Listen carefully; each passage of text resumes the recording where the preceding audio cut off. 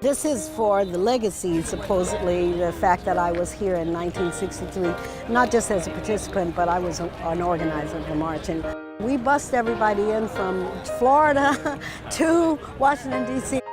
I started recruiting actively to fill the bus. I wanted to open that opportunity up for younger people to experience American history through the eyes of African Americans. Where y'all from? Baltimore. 50 years ago, I was 7 years old, so this means so much being a part of this event today. We shall overcome. I watched it on TV. We all sat around and watched it on TV. Yes, we did. The unity of the people. They're singing, we shall overcome. I stood right here in this spot. 23 years old, we must stand up and fight the good fight as we march today. For there are forces, there are people who want to take us back. I gave a little blood on that bridge in Selma, Alabama for the right to vote. I am not going to stand by and let the Supreme Court take the right to vote away from us. To come out and just try to regroup some things we lost, because we're losing the battle here with the civil rights. And a lot of laws that are coming down, the laws that are being repealed and taken away, so we've really got to get on the ball. I loved seeing all the other unions too. I think people forgot how important the labor movement was in the March of 1963, and we're still fighting for the same issues. There's power in unity. Yeah, right. He would want us to celebrate his legacy by acting upon his agenda, by making the minimum wage a living wage, by having not just family and medical leave, but paid sick leave for our workers. What we are going through at SUNY Downstate is something that's going on all across the country. People are losing jobs, healthcare institutions are closing all over the country. This is a struggle, it continues, and we all have to be a part of it. We, the people of the United States, in order to form a more perfect union, to establish justice. I want to hear it from the back. Who are the people? And are we going to have to fight to establish justice?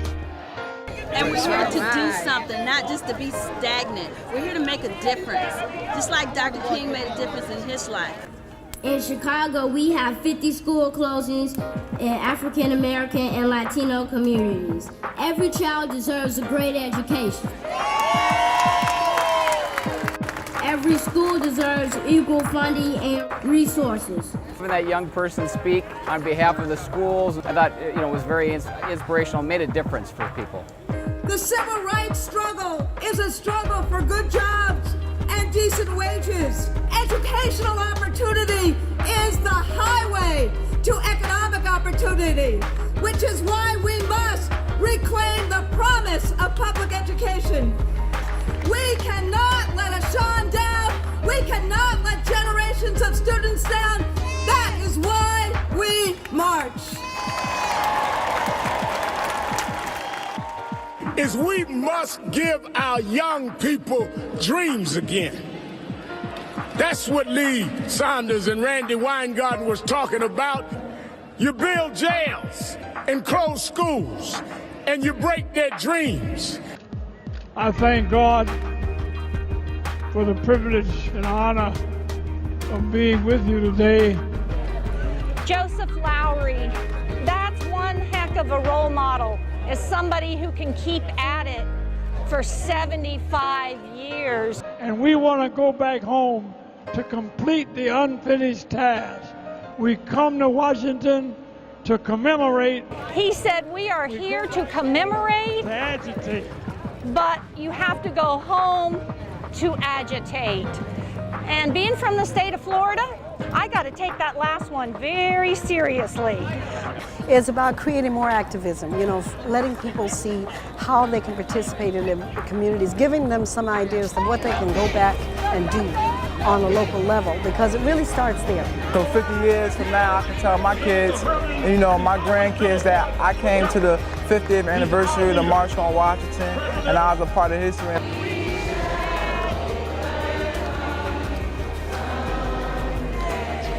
Reclaiming the promise basically means by me participating in history, seeing the pictures that I'm going to have from this weekend, and then going back and sharing it with my middle school students, that not only gets me connected, but it makes me excited to talk about it and them excited because they know somebody participated.